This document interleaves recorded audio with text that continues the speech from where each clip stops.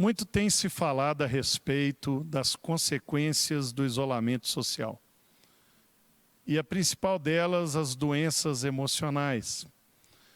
E muitos religiosos, muitos que estão na igreja, dizem que o caminho é Deus. Mas e quando a doença emocional chega ao ponto de que ela fragmenta e desgasta o relacionamento com o próprio Deus? Quando nós buscamos em primeiro lugar esse relacionamento, todos os outros vão ser beneficiados. Então, nosso desafio é recomeçar com Deus. Recomeçar com Deus é o tema de hoje do Lagoinha Gerações, que já está no ar.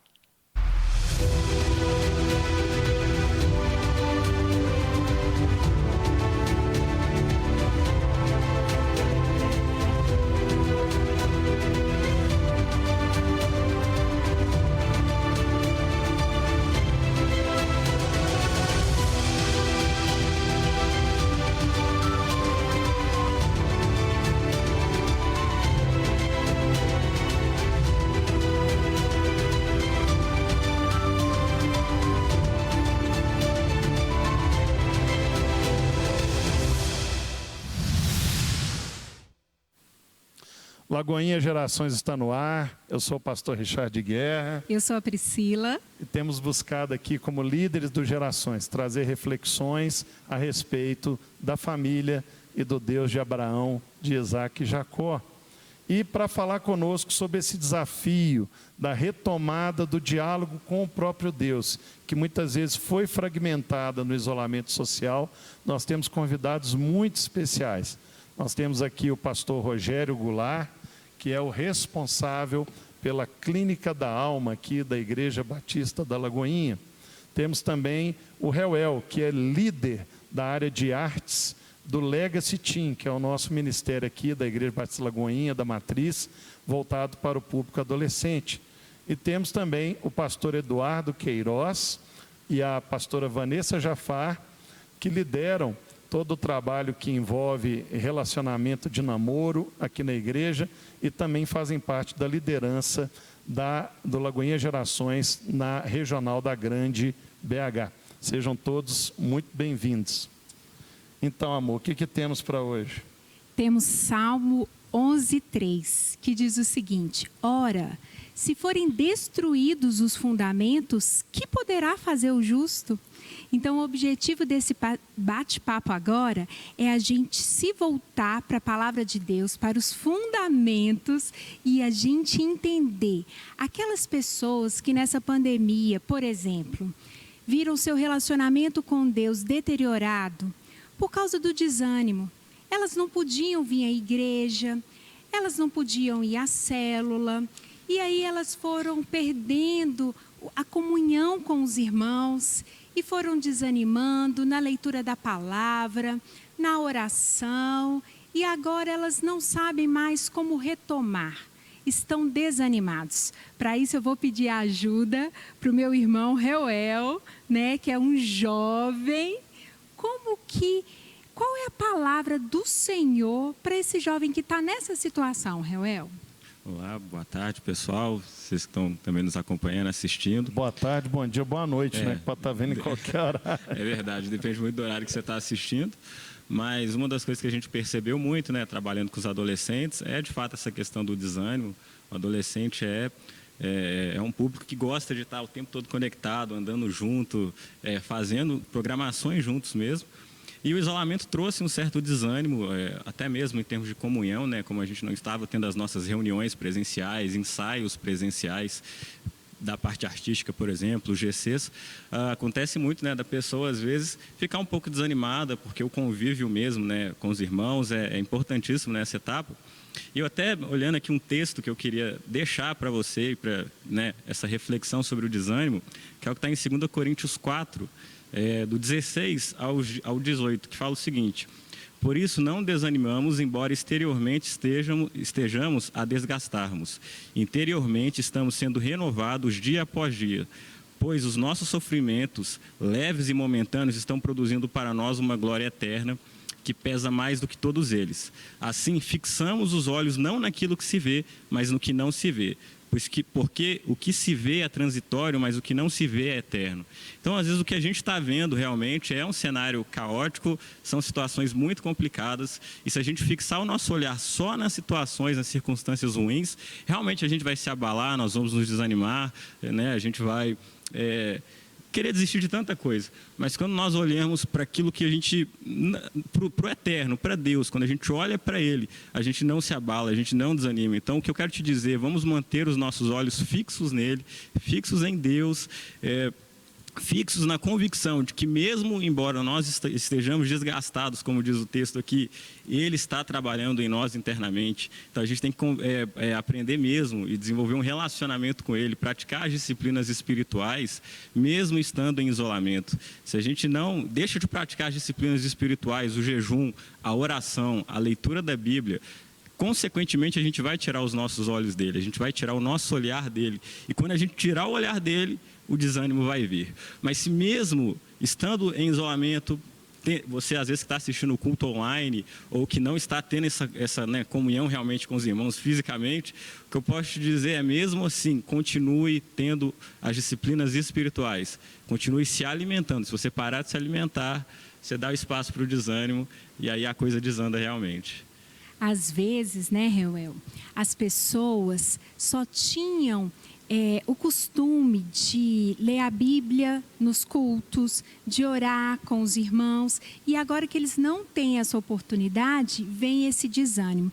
Então eu queria saber aqui, algum convidado, dicas práticas. Como que a gente pode manter essas disciplinas espirituais na nossa vida, mesmo dentro da nossa casa, para a gente não ficar desanimado? Quem que quer falar?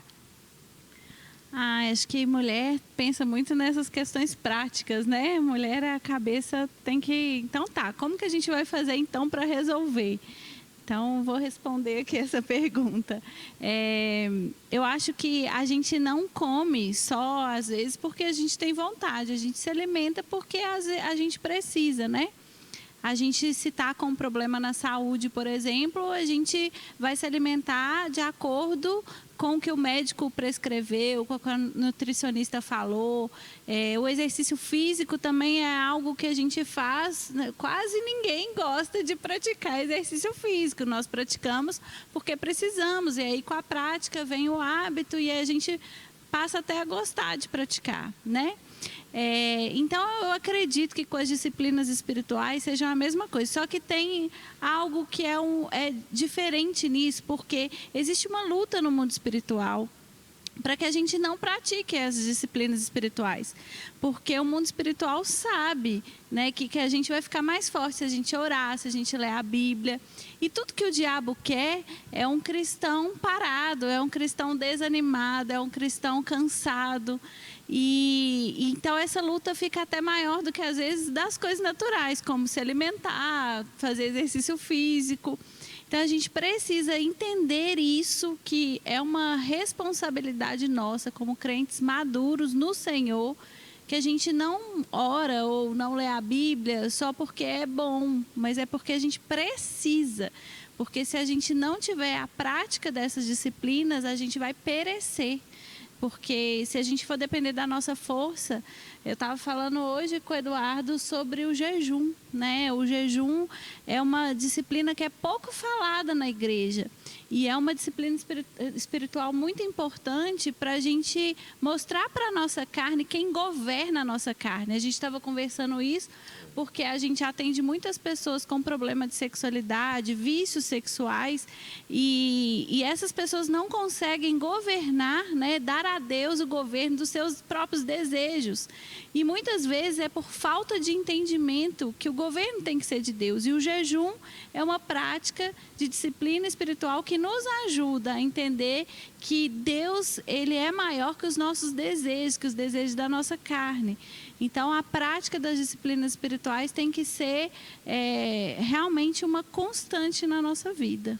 Então, já que você citou o pastor Dudu, algumas pessoas estão se sentindo culpadas, porque nessa pandemia cometeram pecados, conscientes e alguns com consequências irreversíveis.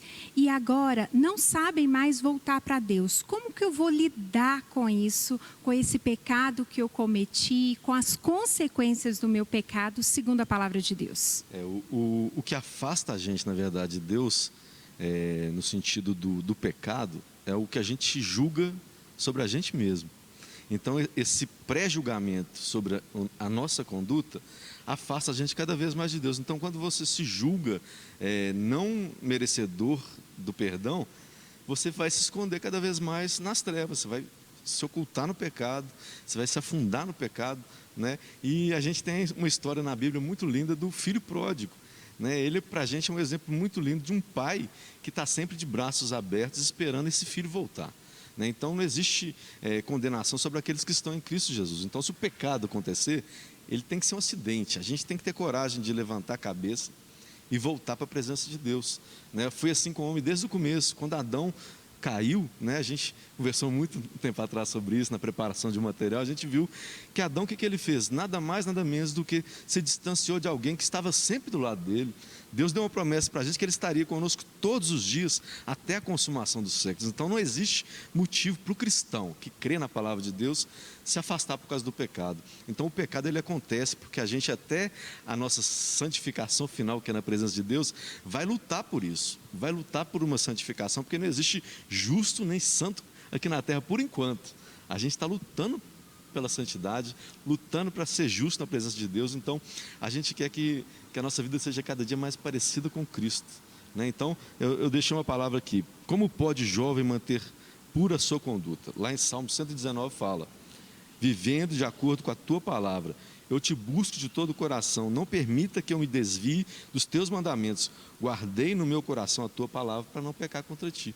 Então o que aconteceu? Pecou, a palavra de Deus está na gente, confessa para Deus o seu pecado, e Ele vai permanecer fazendo a obra na vida da gente. É assim que eu creio.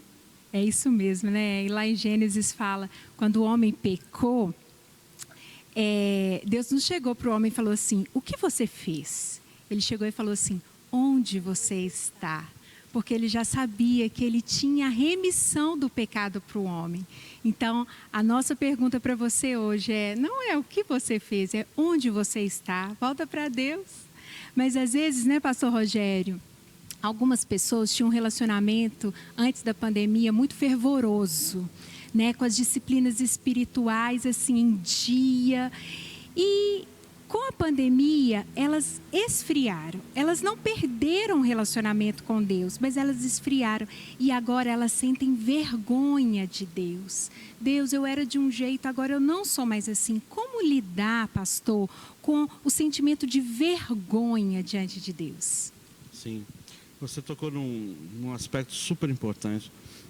Das muitas pessoas que têm nos procurado lá na clínica, grande parte das pessoas estão se olhando assim com um sentimento de culpa, mas muitas vezes incapazes de voltarem ao patamar de onde já estiveram, não é? E alguns, muitas vezes, aí agora os homens, não é? Diz assim: pastor, a concorrência é muito desleal. É muito desleal, porque você tem lives para todos os gostos, todos os tipos. E você tem programações de todas as horas. Tem inclusive a área do ensino, todo ele, não é? Nas plataformas. Então, qual é o tempo que sobra? Não é? Qual é o tempo que sobra para você dedicar a Deus? E uma das coisas assim que eu percebo muito forte dentro da questão específica da vergonha é que esse sentimento, muitas vezes, de desvalor. É o sentimento de não se achar em condições de... E as pessoas estão buscando ajuda nesse sentido.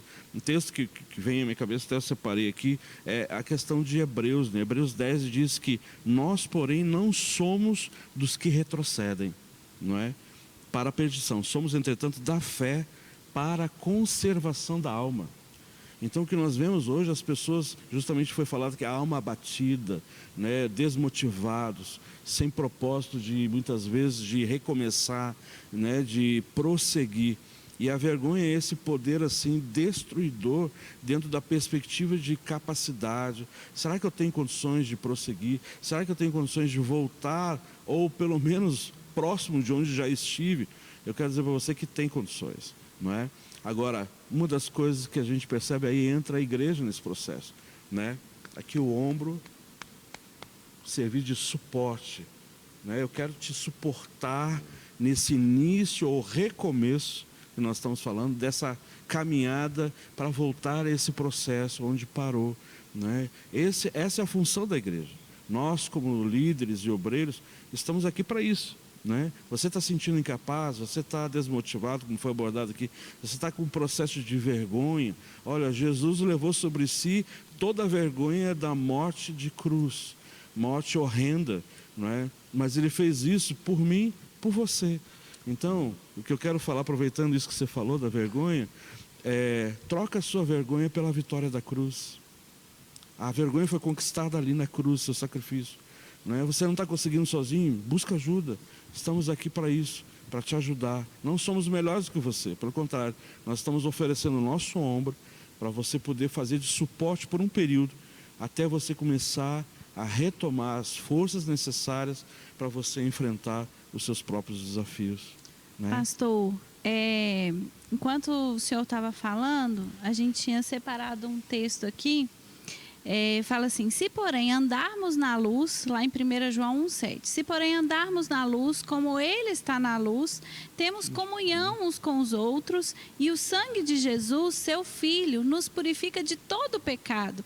Aqui não está falando só purifica de alguns pecados, Exato. nos purifica de todo pecado. E esse andar na luz aqui é não esconder nada. Muitas vezes a vergonha, ela vai tentar nos parar, a culpa, a vergonha, ela vai tentar nos parar e vai tentar encobrir, né, todos os nossos pecados, porque todos nós pecamos. A diferença é que quando a gente anda na luz, quando a gente acende a luz do lugar, como aqui está bem iluminado, não tem nada que fique encoberto, não tem nada que fica escondido. Então, para você tentar esconder alguma coisa andando na luz é muito mais difícil, né, do que no escuro. Então, a verdade é essa, o que a palavra de Deus nos diz é isso, que a gente deve realmente andar na luz, ou seja, a nossa vida deve ser um livro aberto para os irmãos, para quem anda em comunhão. E assim, o sangue de Jesus, o Filho de Deus, nos purifica de todo pecado. Sim. Sabe, você usando esse texto, dá licença, Pode passar, pastor, fica à vontade.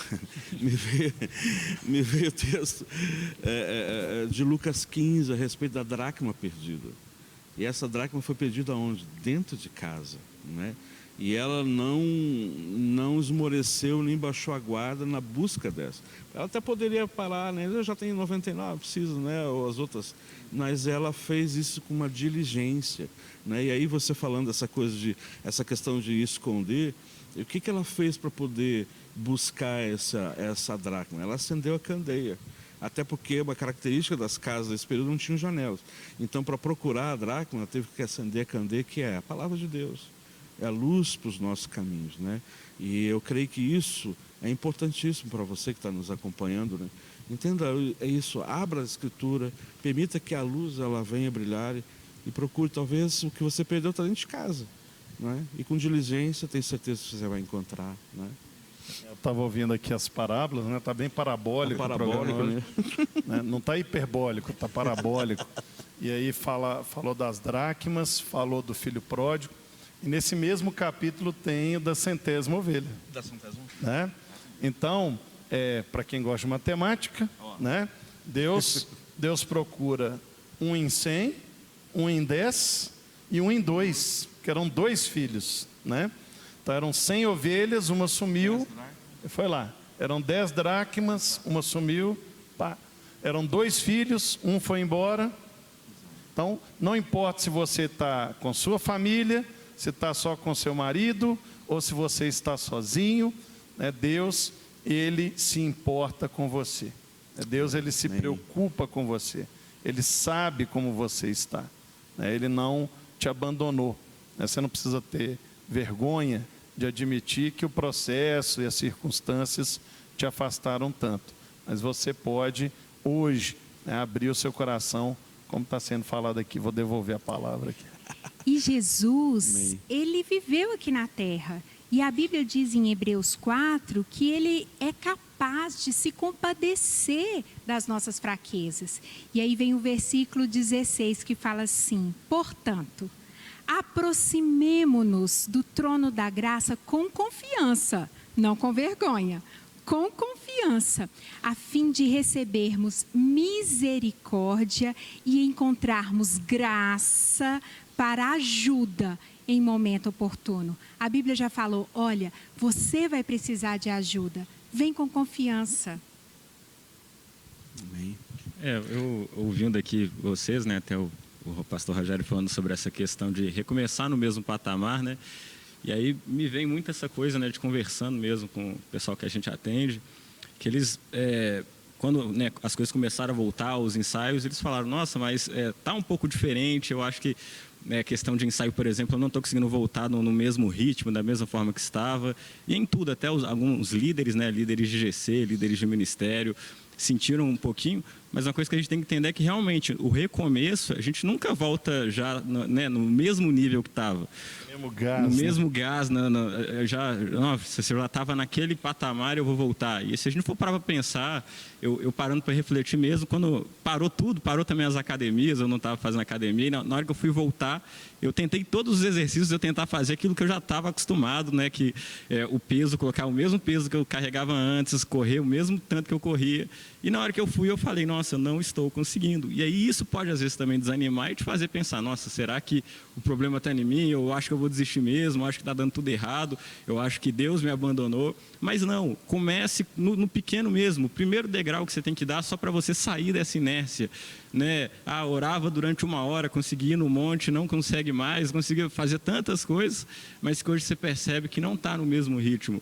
E às vezes não vai estar mesmo, é você recomeçar, reaproximar, entender novamente, se aproxime de Deus. Se a gente for parar para pensar, um amigo nosso, quando você fica tanto tempo sem conversar com um amigo, a primeira coisa que vocês fazem quando vocês voltam, às vezes vocês começam a botar em dia a conversa, né? Você pergunta para ele: nossa, e aquela faculdade você terminou, e a sua família como é que está? Você vai se atualizando, depois que você atualiza, que vocês começam a meio que viver coisas novas. Então, atualize, converse com Deus, deixa Ele te relembrar de tantas coisas que às vezes você esqueceu nesse meio do caminho, porque você parou de ter um convívio com Ele. Isso com certeza eu acredito que ajuda. Ô Pri, queria falar também, eu acho que tem 2 palavras que o cristão tem que caminhar junto com elas. Confiança, né, lá no Salmo 125, fala que os que confiam no Senhor, eles são como montes de Sião que não se abalam, mas permanecem para sempre. Então existe algo que a gente precisa mostrar para o mundo, que é onde está a nossa confiança, que ela tem que ser no Senhor. Porque alguns confiam em carros, outros na própria força, mas a gente crê naquele que é o Deus que vai na nossa frente. Então, confiança é uma palavra, e a outra que a gente tem que andar com ela é esperar no Senhor. Confiar é uma coisa. Essa aí é difícil, viu? Confiar é uma coisa, mas lá no Isaías 40 fala assim, que os que esperam no Senhor renovam as suas forças, voam bem alto como águias, correm e não ficam exaustos, andam e não se cansam. Então, nesse momento, está todo mundo cansado, né? Eu acho que a gente precisa prestar atenção nessas 2 palavras. Em quem a gente confia? Em quem a gente espera? Né? Os nossos olhos, eles não podem estar num momento, numa circunstância, na nossa capacidade humana. Não, nossos olhos têm que estar no Senhor. Ele está muito além do nosso plano terreno, né? A palavra é tão legal, falando sobre justamente o poder de Deus, a soberania de Deus, a onisciência, a onipresença. E a gente tem parado na nossa presença. Existe uma presença maior do que a nossa, e a presença do nosso Deus. Então, eu acho que esse momento, para quem está angustiado em casa, preocupado com o que está acontecendo na sua vida, deixa essas 2 palavras para você: espera no Senhor e confia nele. Eu acho que não tem outra solução para a gente não prevê o futuro, a gente não tem bola de cristal, a gente tem esperança e confiança. Eu acho que queria deixar essa palavra no coração de cada um que escuta a gente. Esperar é um desafio hercúleo, né? Você fala assim, que tem que esperar. Nós já estamos há mais de 1 ano esperando e o horizonte ainda não apareceu, né?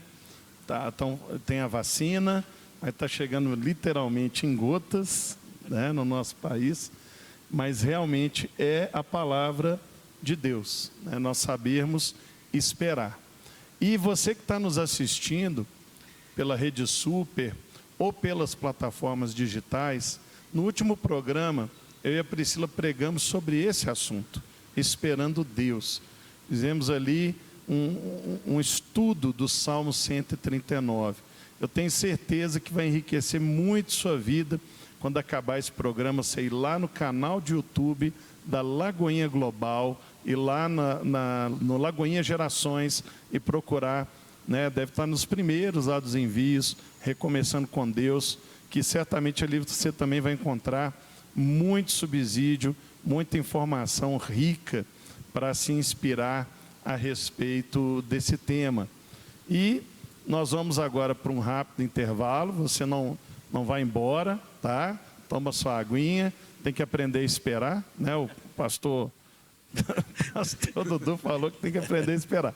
Então você vai esperar um pouquinho, nós vamos para um break bem rapidinho e já já nós voltamos para continuar esse bate-papo sobre Recomeçando com Deus. Esse é o Lagoinha Gerações, promovendo diálogos intergeracionais. Até daqui a pouco.